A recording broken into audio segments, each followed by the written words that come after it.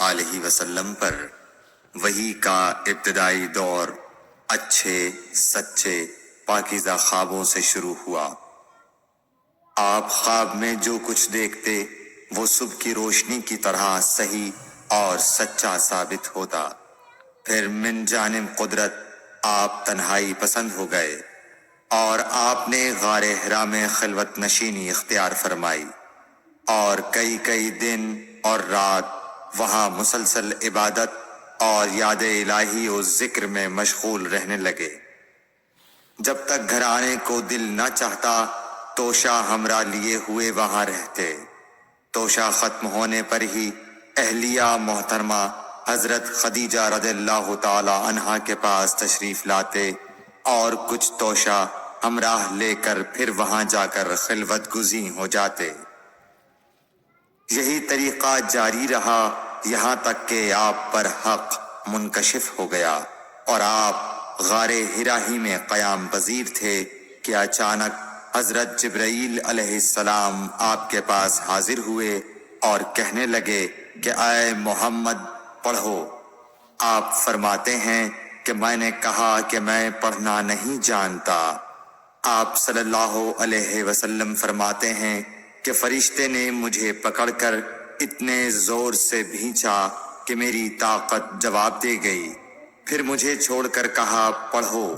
میں نے پھر وہی جواب دیا کہ میں پڑھا ہوا نہیں ہوں۔ اس فرشتے نے مجھ کو نہایت ہی زور سے بھینچا کہ مجھ کو سخت تکلیف محسوس ہوئی۔ پھر اس نے کہا کہ پڑھ۔ میں نے کہا میں پڑھا ہوا نہیں ہوں۔ فرشتے نے تیسری بار مجھ کو پکڑا اور تیسری مرتبہ پھر مجھ کو بھینچا۔ پھر مجھے چھوڑ دیا اور کہنے لگا کہ پڑھو اپنے رب کے نام کی مدد سے جس نے پیدا کیا اور انسان کو خون کی پھٹکی سے بنایا۔ پڑھو اور آپ کا رب بہت ہی مہربانیاں کرنے والا ہے۔ بس یہی آیتیں آپ حضرت جبرائیل علیہ السلام سے سن کر اس حال میں غار حرا سے واپس ہوئے کہ آپ کا دل اس انوکھے واقعے سے کانپ رہا تھا۔ آپ حضرت خدیجہ کے ہاں تشریف لائے اور فرمایا کہ مجھے کمبل اوڑھا دو، مجھے کمبل اوڑھا دو۔ لوگوں نے آپ کو کمبل اوڑھا دیا۔ جب آپ کا ڈر جاتا رہا تو آپ نے اپنی زوجہ محترمہ حضرت خدیجہ رضی اللہ تعالی عنہا کو تفصیل کے ساتھ یہ واقعہ سنایا اور فرمانے لگے کہ مجھ کو اب اپنی جان کا خوف ہو گیا ہے۔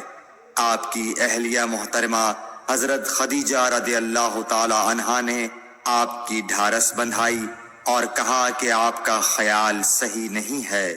اللہ کی قسم آپ کو اللہ کبھی رسوا نہیں کرے گا۔ آپ تو اخلاق فاضلہ کے مالک ہیں۔ آپ تو کنبہ پرور ہیں، بے کسوں کا بوجھ اپنے سر پر رکھتے ہیں، مفلسوں کے لیے آپ کماتے ہیں، مہمان نوازی میں آپ بے مثال ہیں اور مشکل وقت میں آپ امر حق کا ساتھ دیتے ہیں۔ ایسے اوصاف حسنہ والا انسان یوں بے وقت ذلت و خواری کی موت نہیں پا سکتا۔ پھر مزید تسلی کے لیے حضرت خدیجہ رضی اللہ تعالی عنہا آپ کو ورقہ بن نوفل کے پاس لے گئیں جو ان کے چچا زاد بھائی تھے اور زمانہ جاہلیت میں نصرانی مذہب اختیار کر چکے تھے اور عبرانی زبان کے کاتب تھے۔ چنانچہ انجیل کو بھی حسب منشائے خداوندی عبرانی زبان میں لکھا کرتے تھے۔ انجیل سریانی زبان میں نازل ہوئی تھی، پھر اس کا ترجمہ عبرانی زبان میں ہوا۔ ورقہ اسی کو لکھتے تھے۔ وہ بہت بوڑھے ہو گئے تھے، یہاں تک کہ ان کی بینائی بھی رخصت ہو چکی تھی۔ حضرت خدیجہ رضی اللہ تعالی عنہا نے ان کے سامنے آپ کے حالات بیان کیے اور کہا کہ اے چچا زاد بھائی، اپنے بھتیجے محمد صلی اللہ علیہ وسلم کی زبانی ذرا ان کی کیفیت سن لیجئے۔ وہ بولے کہ بھتیجے آپ نے جو کچھ دیکھا ہے اس کی تفصیل سناؤ۔ چنانچہ آپ صلی اللہ علیہ وآلہ وسلم نے از اول تا آخر پورا واقعہ سنایا، جسے سن کر ورقہ بے اختیار ہو کر بول اٹھے کہ یہ تو وہی ناموس معزز رازدان فرشتہ ہے جسے اللہ نے حضرت موسیٰ علیہ السلام پر وحی دے کر بھیجا تھا۔ کاش میں آپ کے اس عہد نبوت کے شروع ہونے پر جواں عمر ہوتا، کاش میں اس وقت تک زندہ رہتا جبکہ آپ کی قوم آپ کو اس شہر سے نکال دے گی۔ رسول کریم صلی اللہ علیہ وآلہ وسلم نے یہ سن کر تعجب سے پوچھا کہ کیا وہ لوگ مجھ کو نکال دیں گے، حالانکہ میں تو ان میں صادق و امین و مقبول ہوں۔